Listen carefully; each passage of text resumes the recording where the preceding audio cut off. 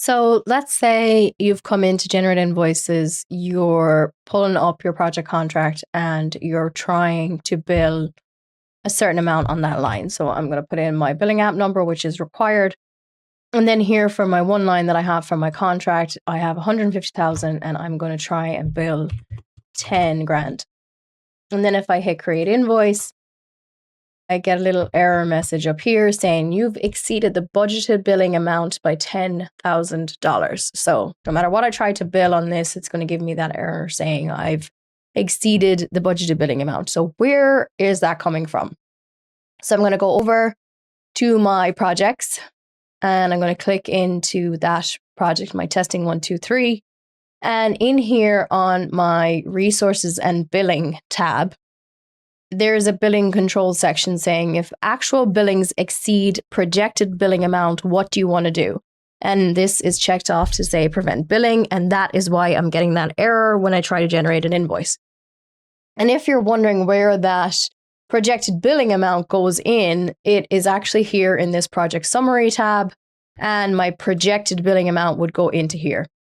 So we technically for construction don't use this resources and billing tab or the project summary tab. We tend to just leave them off.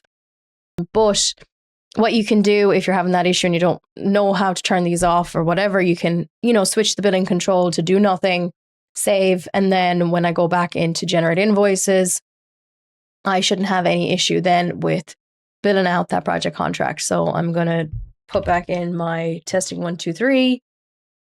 Not very original with my project name, but sure, look, it is what it is.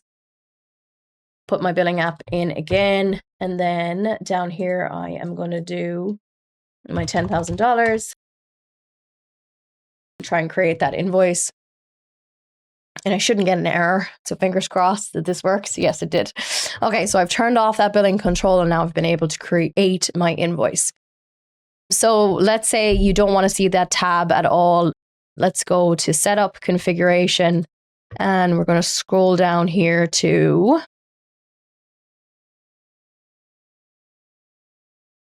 the additional options section.